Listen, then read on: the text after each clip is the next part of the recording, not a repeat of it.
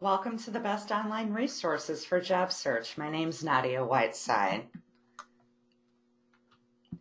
Okay, so our agenda for today is we're going to talk about a number of different job search tools that you can find online, how to use them to research prospective employers and make contacts. So this is great for people both in job search or anticipating a new career move. We're going to introduce you to some great podcasts, webinars, and even TED Talks that we've come across that we think are great for job seekers. Then we're going to touch on social media and how to create a more visible profile online, both through LinkedIn and some other tools as well. Then we're going to delve into your resume and how to get noticed online. And finally, we'll discuss preparing for conversations and interviews.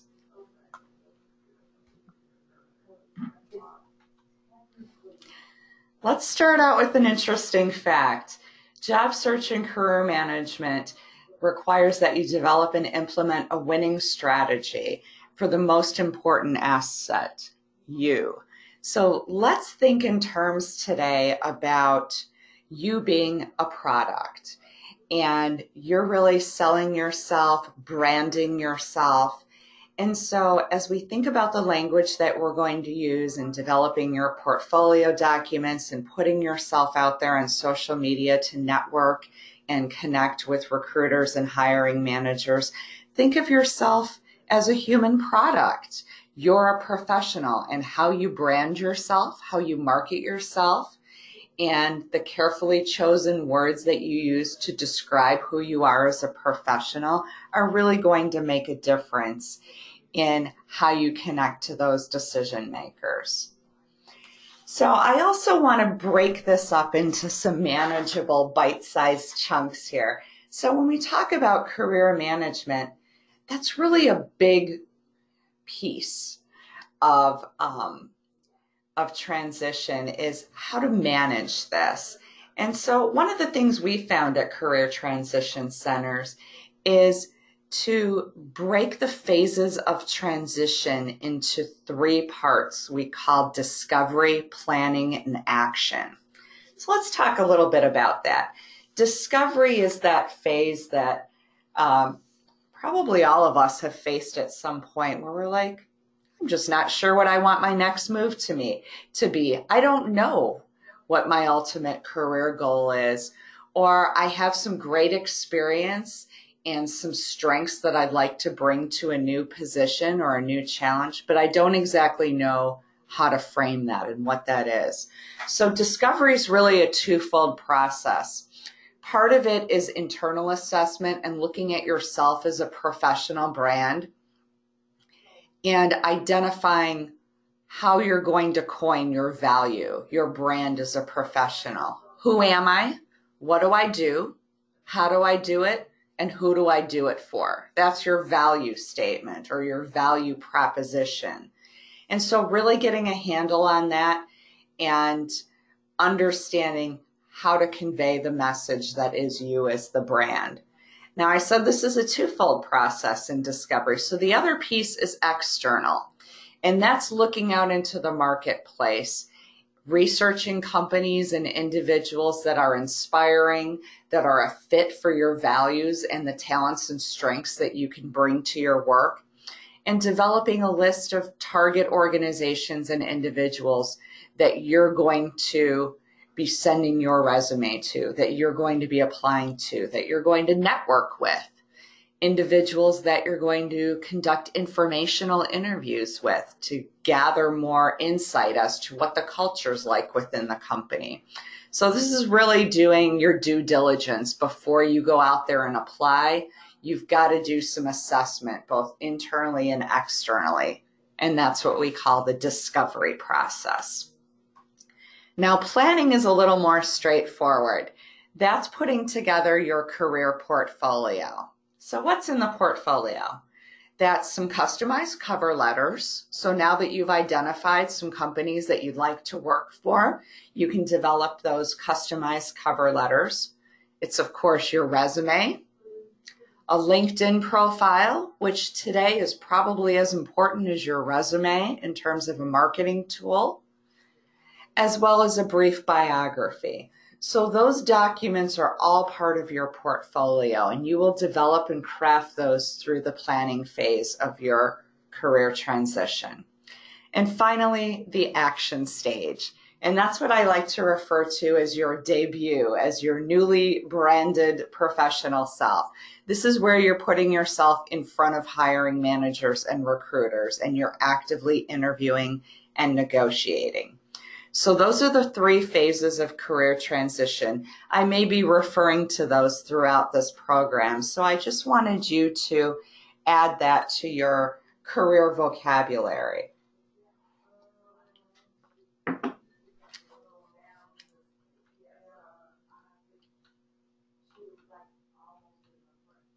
Let's talk about word clouds. This is an interesting tool that's available to you, and some of you in creative fields may have used these for other purposes. In terms of career management, word clouds are really ideal for search engine optimization, helping you reflect on how you're creating your brand and your portfolio in writing, and inserting key industry terms and words that are going to be a fit for automated tracking systems. So we're going to dive deeper into automated tracking systems in a while.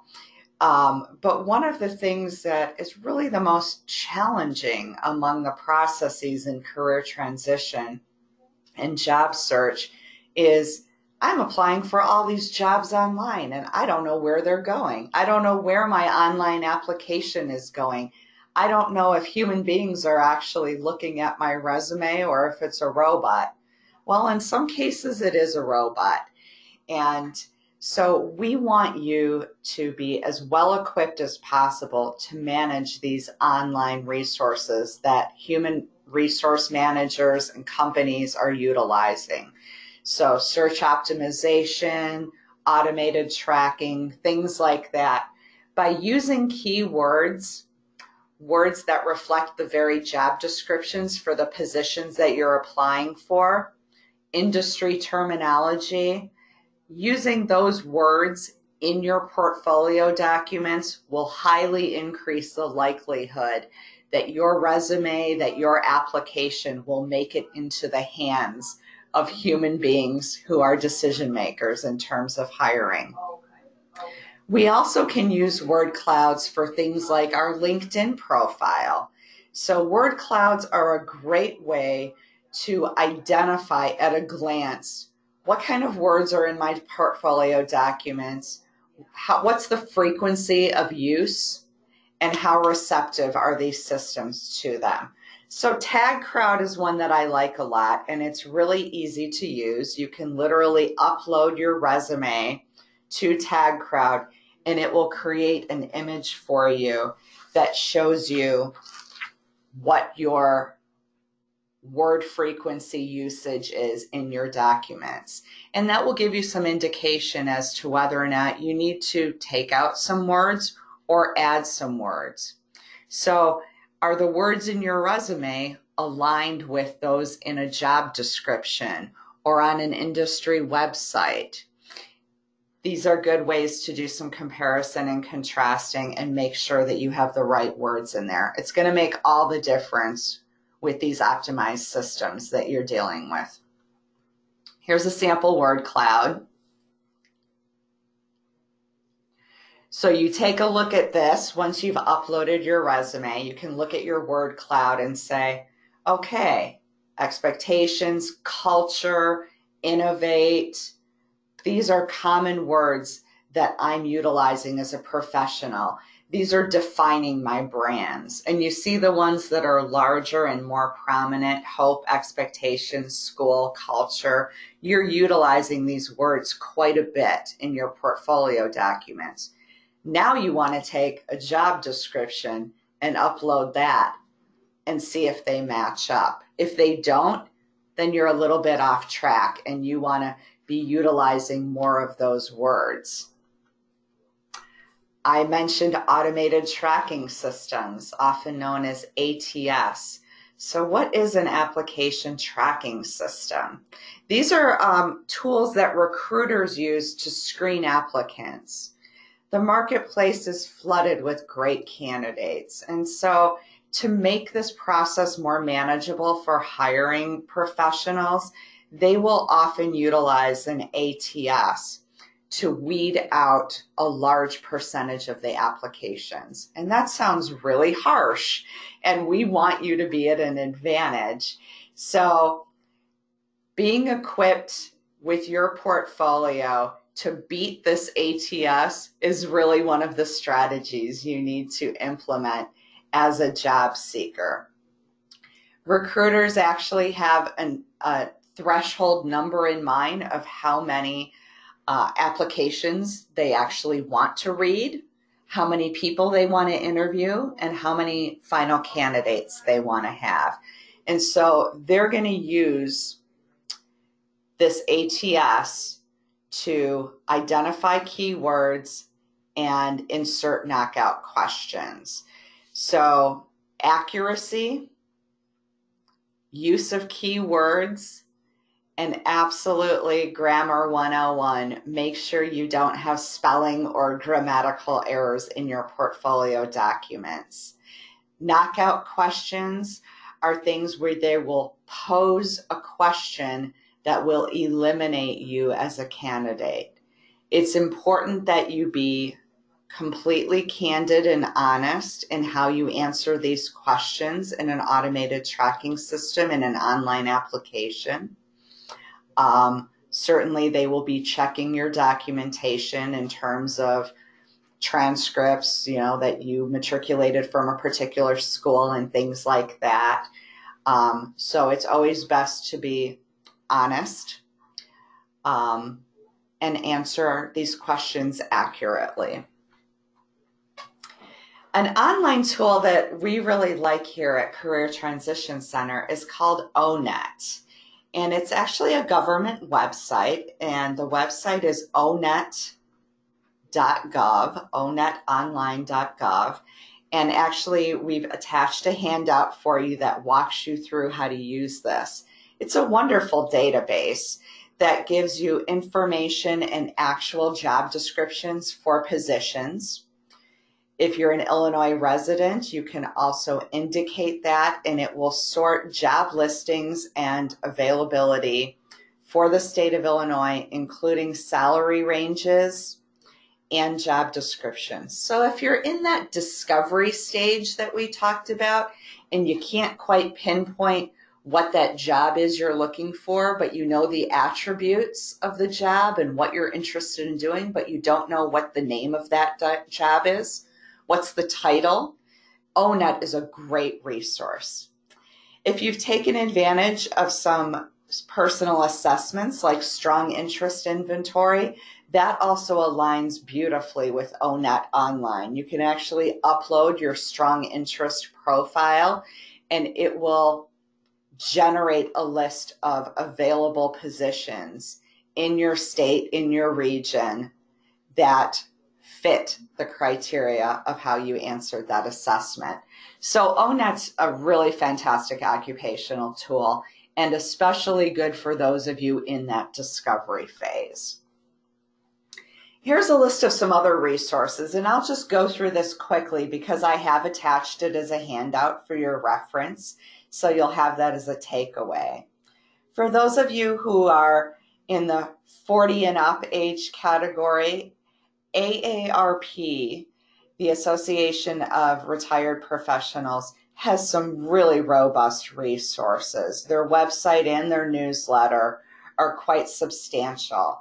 They have training support, job listings, ongoing professional development activities, all kinds of opportunities, some at low cost, some at no cost. The Bureau of Labor Statistics is a great place to start for those of you in discovery as well. They have a fantastic database on salary ranges for jobs. So if you're in a negotiating position for a job and they ask you, well, what's your salary range? That's a really tough interview question. The Bureau of Labor Statistics is the place to start out and do your due diligence. Be prepared for that question. Know what the salary range in your state is for that particular position. If you're just looking for job boards that are specific to your field, the next few are really good resources for that. Career Builder is a very user-friendly database on job listings from not only company websites, but multiple sites, so newspapers and other online resources as well. It's a good general job search site. Indeed.com is specific to the nonprofit industry. And if you're looking for a job with a nonprofit or educational institution, Indeed is really the way to go.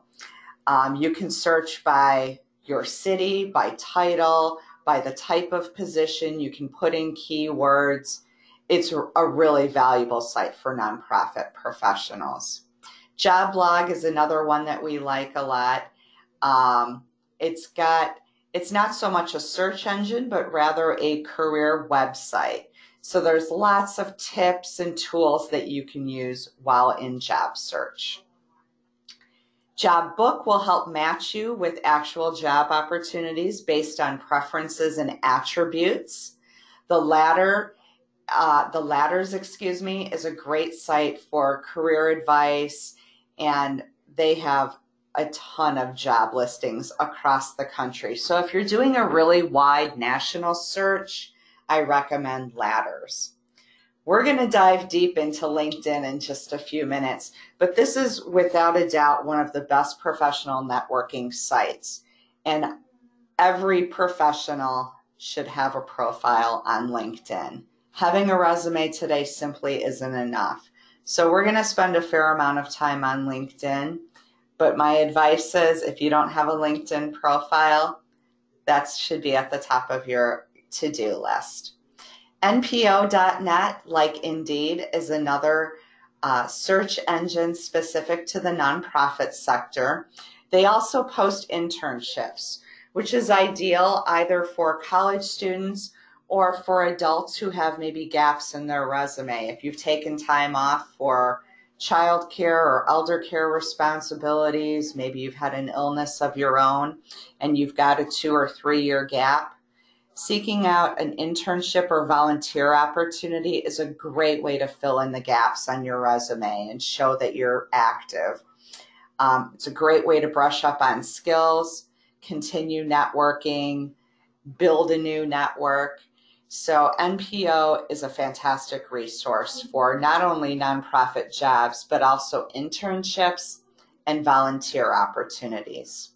And finally, salary.com is an ideal tool for those, again, in that research stage, that discovery phase, where you can indicate a specific job title and the location, and it will give you salary ranges, job descriptions, and things like that.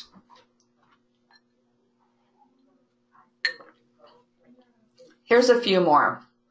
Simply Hired's another one. That's a great search engine. Some more government and employment-related websites for you. And specific to salary and compensation, these are things you should be doing early on in your job search. You can look at PayScale or Glassdoor.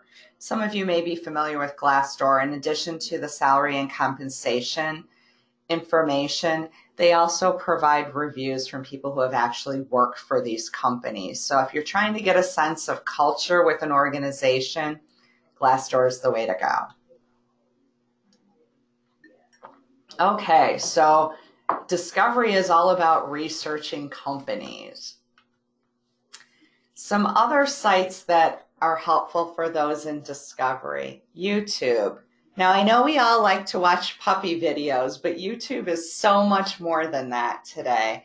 You can literally put in a keyword like career transition, and there will be dozens and dozens of videos. There's some great TED Talks as well online. And we're big fans at CTC of TED Talks.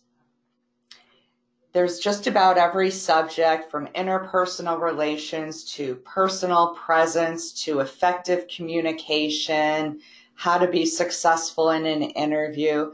There's a TED Talk and a YouTube video for just about anything that you want to see. So check out these sites while you're in job search. I mentioned personal presence, and the queen of personal presence, is Amy Cuddy, and she's featured here doing her Wonder Woman pose. She does one of the top 10 TED Talks of all time, and if you haven't seen a TED Talk, they're just a collection of really dynamic professionals from every field who have done seminars for audiences all over the world. And there's just so many different topics, but for professionals, we just love How Your Body Language May Shape Who You Are by Amy Cuddy. This is just one of our favorites. And again, it's one of the top 10 viewed of all time TED Talks.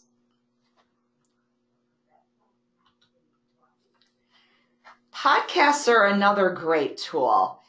We love resources that you can use right from your smartphone or tablet when you're sitting on the train. Podcasts are a great way to go. I'm a big fan of them myself. So Career Cloud Radio is one that we recommend. It's going to help you brush up on the basics, of managing your career, what should be in your career portfolio, things like that. So just to really get yourself in that mindset of, okay, I'm a professional putting myself out there. I'm going to be actively networking. Career Cloud is it's a great podcast for that. Career Relaunch is a podcast that focuses on people who are transitioning into a new career. And I've included some of my must-listen episodes, some of my favorites that I think are really relevant. There's another one that I enjoy a lot called The Pitch, and it's best for people who are really learning how to market themselves. So when you talk about your professional brand, The Pitch is just ideal. And it's really a series of how individual entrepreneurs pitch themselves to investors. So it's all about your branding statement, how to present yourself in a really clear and concise and compelling manner. Highly recommend The Pitch. Some other social networking sites that you should be aware of. Like I said, we're going to delve deep into LinkedIn, but Scoopit's another one. Hootsuite will help you manage your entire portfolio of social media. So if you're really trying to build your brand, that might be a good tool for you. And Twitter and Facebook are ideal for building a network and really building your professional brand as well. So in just a few characters through Twitter, you can start to share ideas and strategies, build your name recognition, tweet, retweet, post things from other professionals in your industry, follow them on Facebook as well. So I like Twitter and Facebook a lot for brand building, getting your name out there, attaching yourself to tastemakers in your field, in your industry, and demonstrating to recruiters that you really keep up with what's going on in your industry. Social media is a great way to do that.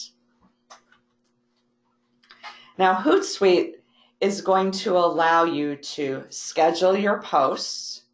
You can run sweepstakes. That's great, like if you're a business owner, things like that. You can analyze your activity.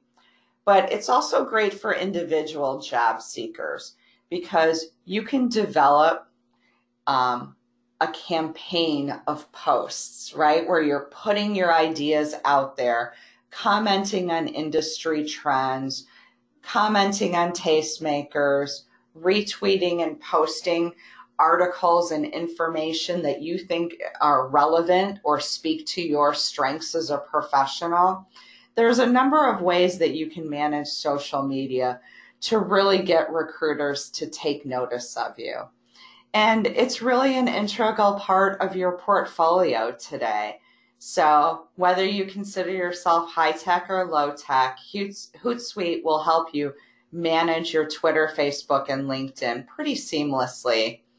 It's very user-friendly, so even beginners can use Hootsuite. And it's a great way to start building that online brand for yourself. Scoopit provides content marketing software.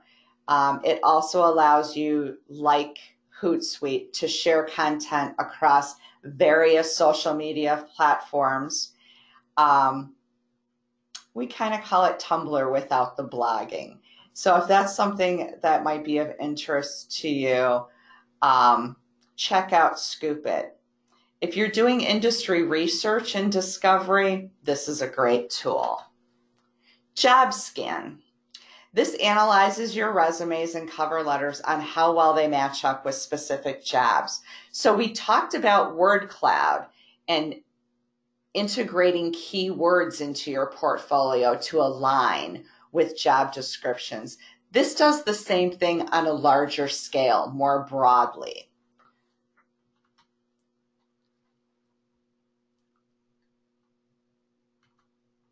Here's some more resources for you and a recap. Okay, let's delve into LinkedIn. There's a few main ingredients that I think every professional should really have on their LinkedIn page. LinkedIn is a free social media tool. We don't recommend that you need to do the paid service or do anything advanced. A basic LinkedIn profile with the right elements is going to catch the attention of recruiters and hiring managers. First of all, you need a good professional image. So, a picture of you with your dog with your sunglasses on at the beach is not a good image. That belongs on Facebook. LinkedIn, a professional headshot is most appropriate.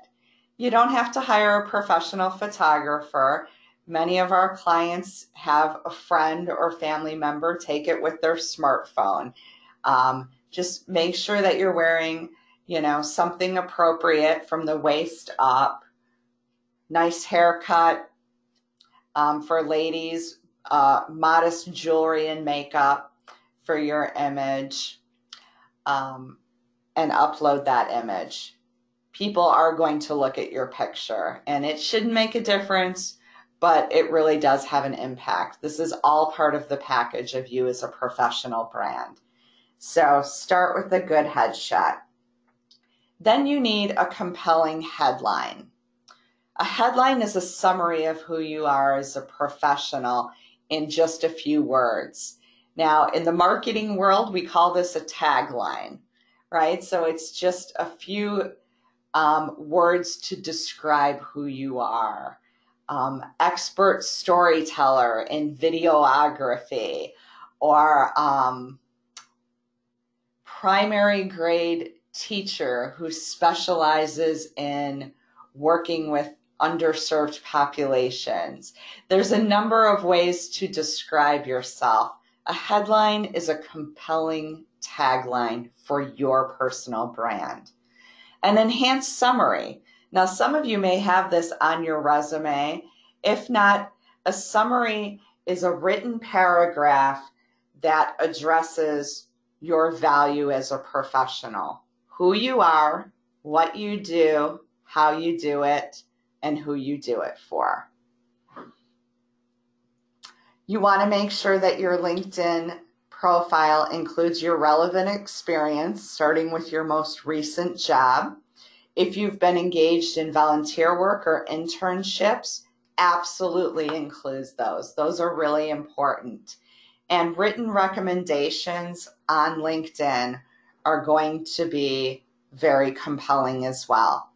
I recommend having 3 written recommendations on LinkedIn from 3 different individuals from 3 different companies. So maybe the last 3 jobs you've had, or if you're a student and you just graduated, maybe an internship advisor, a supervisor you had in your volunteer work, an instructor you had in school, just 3 different people from 3 different aspects of your life. You don't want all 3 recommendations to be from the same position or the same company. It doesn't show a lot of diversity, and it could be perceived as biased or not as broad. So 3 recommendations. And of course, ask your connections to endorse your skills as well. So we always recommend having your email and mobile phone on your LinkedIn profile if you're actively looking for work. You want to make it as easy as possible for that hiring manager recruiter to reach you. So if they're intrigued by what they're reading on your profile, you don't want them to have to hunt and peck for a phone number or an email to get connected with you. So just have it right there on your profile page. You can also add your phone and your LinkedIn URL to email, and make sure you have that on your resume as well. A few other tips for you to consider. And the most important aspect of LinkedIn and really all of these online tools is networking. That's the key. And we know that job seekers have a lot of competition. There's 5 generations in the workplace. You have to leverage all the tools in your tool belt in order to be considered a top candidate and to win the job. And so the best way to equip yourself is to create a network of people who will get you to that organization, get you to those decision makers. LinkedIn is a great tool for networking and building your brand through a social media platform. Referrals. So I mentioned getting written recommendations. Referrals are important as well. So how do you ask for a referral on LinkedIn or a recommendation? Well, the first thing you need to consider is, when's the last time I actually connected with this person? Are they just in my friends list in Facebook or one of my connections, or have I actually had some communication and interaction with them recently? So you definitely want to consider that before you reach out to someone with an ask. When you're asking someone to connect on LinkedIn or asking them for a referral for a position that you've applied for, always include an introduction.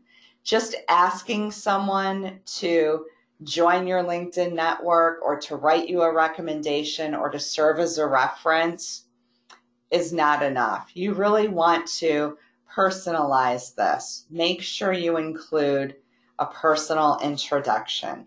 If it's someone you haven't spoken to for a long time, make reference to the last time you spoke or the last conversation you had. If there's someone you met at a networking function, remind them of what function it was. Oh, we met at that conference in June. So kind of remind them, because people are busy and they have a lot of folks in their network. We want to make this process as easy as possible for them so that they'll say yes.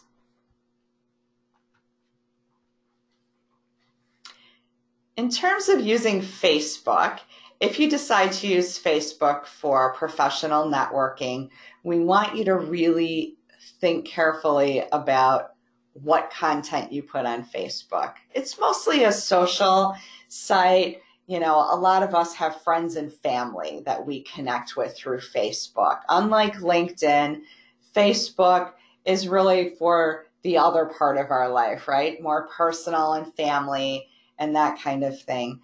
So scrutinize the content on your Facebook page before you decide whether or not you're going to put it out there as one of your online tools for job search.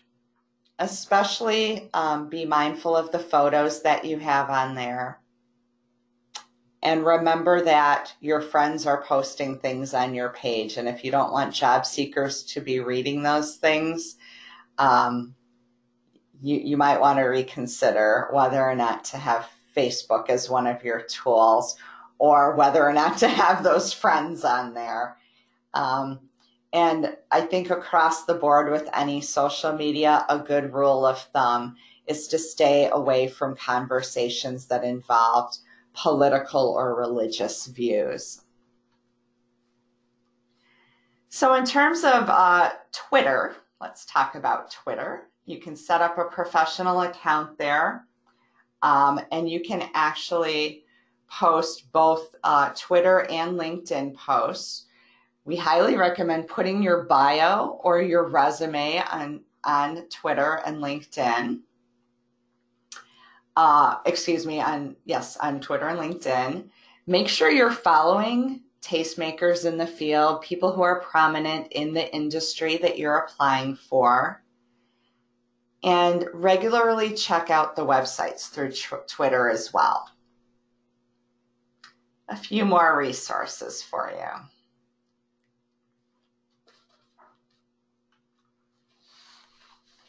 So that's a pretty strong overview of the online resources that exist for you. If you'd like more information, you're welcome to contact the Career Transition Center of Chicago.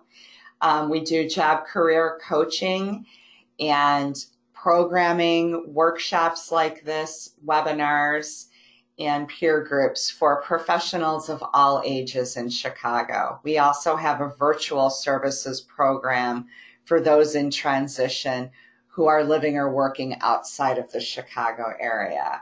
So I'd like to thank you for joining us for today's presentation, and feel free to connect with us at ctcchicago.org for more career resources.